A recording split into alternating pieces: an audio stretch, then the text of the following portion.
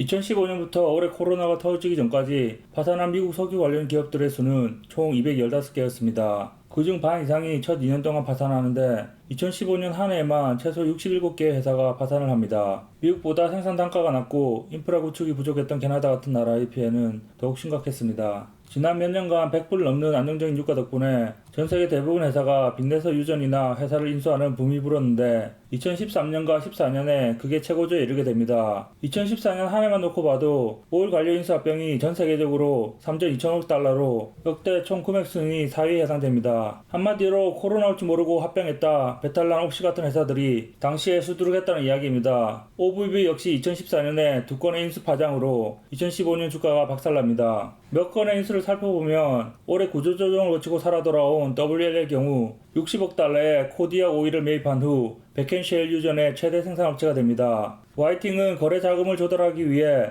35억 달러의 은행 약정을 마련했으며 시가총액 대비 부채 비율이 62%로 올라갑니다. 국제적으로는 스페인의 랩솔이 TLM을 83억 달러의 주식과 47억 달러의 부채 등 총 133억 달러에 사들입니다. 다운스트림에서는 전년도 대비 총 합병 금액이 88%나 증가했습니다. 미드스트림은 북미 기업들이 글로벌 총 거래액의 95%를 차지하며 셰일과 오일샌드의 대대적인 생산량 증가에 따른 파이프라인 용량 확충에 힘쓰는 분위기였습니다. EPD는 OILT를 60억 달러에 합병했고 킨덜모건도 3개의 회사를 통합해서 총 거래 가치가 700억 달러에 달했습니다. 하지만 인수합병을 가장 활발히 한 곳은 전년도 대비 242% 늘어난 유전 서비스 부분이었고 안타깝게도 치킨게임 이후 가장 많이 망한 쪽도 이쪽 분야입니다. 2014년 하반기에 할리버튼과 베이커 휴즈는 역대급 실적을 선보였고 합병 발표를 통해 엄청난 시너지 효과를 일으킬 단꿈에 젖어 있었습니다. 결국 두 회사는 2016년 5월에 합병에 최종 실패합니다. 이렇게 인수합병 등 방만한 운영으로 방심하다 오일 쇼크를 제대로 받은 세일 업체들도 일방적으로 처맞고만 있을 수는 없었습니다. 각자 살아남기 위해서 예산을 삭감하고 해고를 시작했습니다. 기대했던 감산 합의는 매번 물거품으로 끝나버리고 결국 2016년 초에 배럴당 26불을 보게 됩니다. 석유 시추기는 480개까지 떨어졌으며 이것은 미국 오일 침체기였던 1999년에 기록한 최저치보다도 더 적은 수치였습니다. 1981년에 4,530개였던 거에 비교하면 10배가 줄어든 거고 치킨게임 직후인 2014년 10월 이후로 1,223대가 줄었습니다. 이렇게 싱겁게 사우디 승으로 끝나는 것처럼 보였지만 사우디 역시 수많은 문제로 힘든 상황이었습니다. 첫째는 살아남은 세일 업체들이 끝없는 자기 성찰로 생산 단가를 놀랍게 낮췄다는 점입니다. 치킨게임 전만 해도 셰일은 손익분기점이 평균 70대 중반이었고 캐나다 오일샌드는 100불 정도였는데 심지어 오일샌드까지 40불 후반 정도로 거의 반이나 떨어졌습니다. 참고로 현재 선코어는 손익분기점이 35달러 정도입니다. 셰일 중 퍼미안과 이글포드 쪽은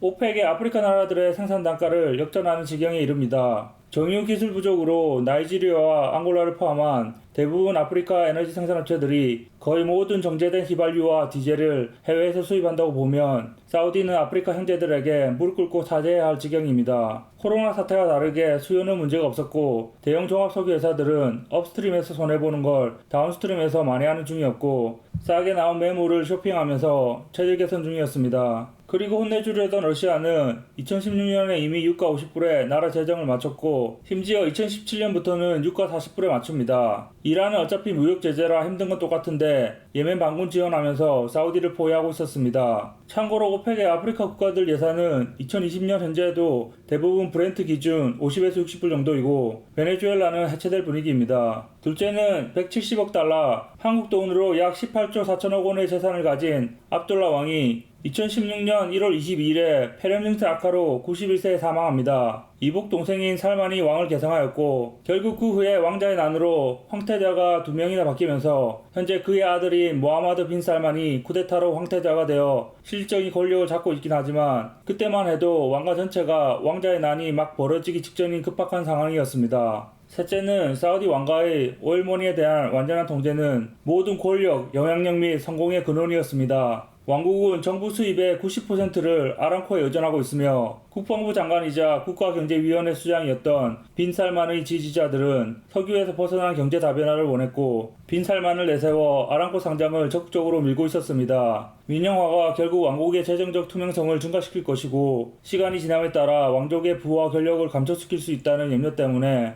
다스의 왕족이 민영화 반대쪽에 서 있었고 아직 왕세자 자리도 못 오른 빈살만에게는 시간이 없었습니다. 권력을 쥐고 싶어 마음이 급했던 빈살만은 급기야 2016년 1월 압둘라 왕이 죽기 보름 전에 알람코 IPO 계획을 이코노미스트와 인터뷰에서 밝힙니다. 사우디의 플랜 A는 전격전으로 셰일을 다 죽이고 유가를 80 근처로 올린 다음 아람코 상장 계획을 공개하고 싶었지만 셰일은 바퀴벌레처럼 살아남았고 더는 사우디도 저유가를 버틸 재간이 없었습니다. 사우디는 왕정이기 때문에 백성들의 불만을 올리며 마냥 세금을 올릴 수도 없고 가오잡을 필요가 없는 러시아나 이란처럼 국가 예산을 낮출 수도 없었습니다. 올해 IMF는 사우디가 2020년 예산 균형을 맞추기 위해 브렌트 유가 기준 배럴당 80달러의 석유가 필요하다고 밝혔습니다. 즉 아무리 뒤에서 내부 정부를 통해서 해증을 하더라도 계속되는 적자를 감당하기는 힘들다는 말입니다. 2016년 1월 중순에 2003년 이후 13년 만에 최저가인 WTI 유가 26.68을 찍은 후에 모든 것이 분명해졌습니다. 사우디는 절대 치킨 게임에서 셰일을 이길 수 없다는 것과 치킨 게임은 결국 중국 배만 불려주고 아무런 승자도 없이 끝나게 될 거라는 걸 말입니다. 유가는 2016년 중반에 50불을 회복했고 거듭된 오펙의 감산 합의 불발로 아래 위로 계속 요동쳤지만 한 가지 명확한 건 다시 20불대 유가를 볼 일이 없고 사우디와 오펙의 시장 점유율이 크게 지장받지 않는 선에서 셰일 생산량의 확장을 억제할 수 있는 70불대의 가격을 유지하려는 게 명확해졌습니다. 사우디 정책 위반자들은 결국 똥인지 된장인지 직접 찍어 먹어보는 실수를 다시 하지 않기로 했습니다. 그런데 말입니다. 코로나는 사우디도 못했던 마이너스 유가를 만들어냈습니다.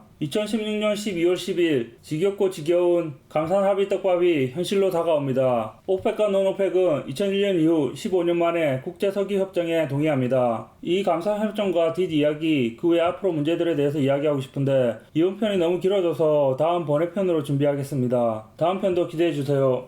오케이, 거기까지.